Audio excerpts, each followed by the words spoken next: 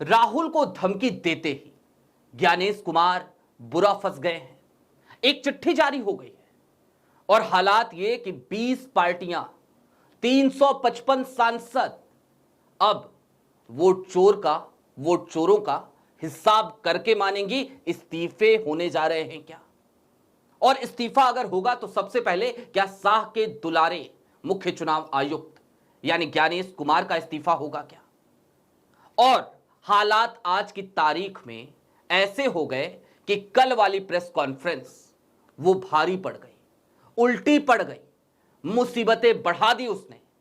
सिर्फ ज्ञानेश कुमार की नहीं, सिर्फ चुनाव आयोग की नहीं, प्रधानमंत्री नरेंद्र मोदी की और जिनके साथ लंबे समय तक ज्ञानेश कुमार रहे, कल जिनकी स्टाइल में ज्ञानेश कुमार नजर आए, गृह मंत्री भारतीय जनता पार्टी के चाणक्य अमित शाह साहब के भी। क्या है पूरा माजरा? कौन सी चिट्ठी? क्या होने जा रहा है? महाभियोग लाया जाएगा क्या? सारी बातें जरा तफसील से करेंगे। नमस्कार, मैं स्वप्निल और आप मुद्दा देख रहे हैं। दोस्तों, आगे बढ़े उससे पहले एक छोटी सी अपील है। मुद्दा इन दिनों एक गंभीर आर्थिक संकट से जूझ रहा है। हमारे मेन बैंक अकाउंट बीते कई महीनों से फ्रीज चल रहे हैं। हमारा पुराना चैनल जो 28 साल पुराना था उसे भी हमसे छीना जा चुका है। ये नई शुरुआत है। लिहाजा यदि आप सक्षम हो, यदि आप चाहें तो उस दौर में जब मुद्दा को डे टू डे ऑपरेशंस में लगातार मुश्किलों का सामना करना पड़ रहा है, छोटी छोटी मदद मुद्दा की जरूर कीजिएगा। आपके स्क्रीन पर क्यूआर कोड है, नीचे यूपीआई का नंबर है, इसके जरिए आप अपनी मदद हम तक पहुंचा सकते हैं। आगे बढ़ते हैं दोस्तों, चिट्ठी की तरफ चलेंगे, लेकिन उससे पहले जरा उस धमकी को रिकॉल करना जरूरी है, याद करना जरूरी है। ज्ञानेश कुमार ने कल धमकी दी थी, नेता प्रतिपक्ष को धमकी दी थी। क्या कहा था, सुनिए। समक्ष, सारे मीडिया के समक्ष ये कहना कि अगर मतदाता सूची में आपका नाम एक बार और है तो आपने 2 बार मतदान किया होगा और कानूनी अपराध किया होगा, और मेरे सारे मतदाताओं को अपराधी बनाना और चुनाव आयोग शांत रहे, संभव नहीं। हलफनामा देना होगा या देश से माफी मांगनी होगी, तीसरा विकल्प नहीं है। आपके माध्यम से मैं यह भी कहना चाहता हूं, अगर 7 दिन में हलफनामा नहीं मिला तो इसका अर्थ ये सारे आरोप निराधार हैं और हमारे मतदाताओं को यह कहना कि वो फर्जी हैं, इसके ऊपर जो भी इस बात को बोल रहा है उसको माफी मांगनी चाहिए। सुना आपने ज्ञानेश कुमार की ये ओजस्वी वाणी, तेजस्वी वाणी, कैसे नेता प्रतिपक्ष को धमकाते हुए कह रहे थे कि भाई बस यही 2 विकल्प हैं, या तो हलफनामा दो या फिर माफी मांगो, तीसरा कोई विकल्प नहीं है, कोई विकल्प नहीं है। यह कहना था कल ज्ञानेश कुमार का। लेकिन कल की तारीख में ज्ञानेश कुमार ने ना जाने क्या सोचकर यह प्रेस कॉन्फ्रेंस करी, और बीते कुछ दिनों से ना जाने ज्ञानेश कुमार क्यों अपनी ही भद पिटवा रहे हैं। यह चुनाव आयोग पता नहीं क्यों अपनी ही भद पिटवा रहा है। अब ज्ञानेश कुमार के इस पीसी के बाद बवाल कट गया। इतना कटा कि पूछिए मत। लोगों ने कई सवाल उठा दिए और लोगों के सवालों का छोड़िए, मैं आपको एक चिट्ठी दिखाना चाहता हूं। आपकी स्क्रीन पर यह चिट्ठी है, और यह चिट्ठी 1-2 पार्टियों की तरफ से नहीं बल्कि 20 पार्टियों की तरफ से लिखी गई है। Joint statement on a behalf of opposition parties, the election commission of India's press conference on August 17, 2025।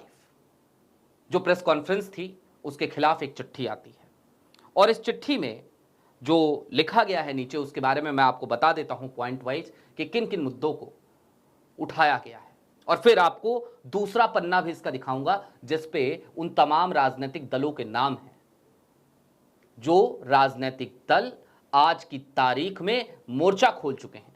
Gyanesh Kumar के खिलाफ महाभियोग लाने की तैयारी चल रही है, और हालात ये कि इस्तीफा देना पड़ेगा या फिर हटाए जाएंगे ज्ञानेश कुमार।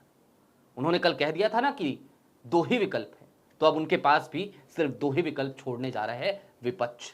ऐसी संभावनाएं बन रही हैं, और ऐसा इसलिए भी क्योंकि एनडीए के कई घटक दल खुद ज्ञानेश कुमार से खासे नाराज हैं। तो 355 सांसदों का ये जो आंकड़ा है, ये आंकड़ा कितने तक जाएगा आप खुद सोच सकते हैं। अब जरा पॉइंट वाइज समझिए इस चिट्ठी में क्या लिखा गया था। तो कुल मिलाकर इस चिट्ठी में पहला तो यही कहा गया कि कल सीईसी ने जो प्रेस कॉन्फ्रेंस करी उसमें हर आर्गुमेंट को खारिज कर दिया एक झटके में। हालांकि ये कोई नई बात नहीं है, ट्विटर हैंडल्स पे चुनाव आयोग लगातार यही कर रहा है, ऐसे ही खारिज कर रहा है। दूसरी बात, राहुल गांधी को लेकर 20 पार्टियों ने और 355 सांसद हैं इन पार्टियों के पास, उन्होंने एक मत में यह कहा कि राहुल गांधी ने जो मुद्दे उठाए उनका जवाब देना चाहिए था सिलसिलेवार तरीके से। जवाब देने की बजाय ये गलत कर रहे हैं। ये बातें इस ज्वाइंट स्टेटमेंट में थी। और अब मैं आपको चाहता हूं कि दूसरा पन्ना इसका तुरंत देखिए, कौन कौन सी पार्टियां हैं वो देख लीजिए। Indian National Congress, Samajwadi Party, Trinamool Congress, Dravida Munnetra Kazhagam यानी कि डीएमके स्टालिन की party, Shiv Sena UBT, National Congress Party SP, Rashtriya Janata दल, आम आदमी पार्टी। सोचिए, आम आदमी पार्टी भी राहुल के साथ आके खड़ी हो गई। Communist Party of India, Jharkhand Mukti Morcha Hemant Soren, Communist Party of India ML, Communist Male, Communist Party of India, Indian Union Muslim League, National Conference, MDMK, VCK, Kerala Congress, RSP, BAP और आरएलपी। ये सारी पार्टियां एक साथ आ गई हैं। 355 का आंकड़ा तो सिर्फ इनके पास है।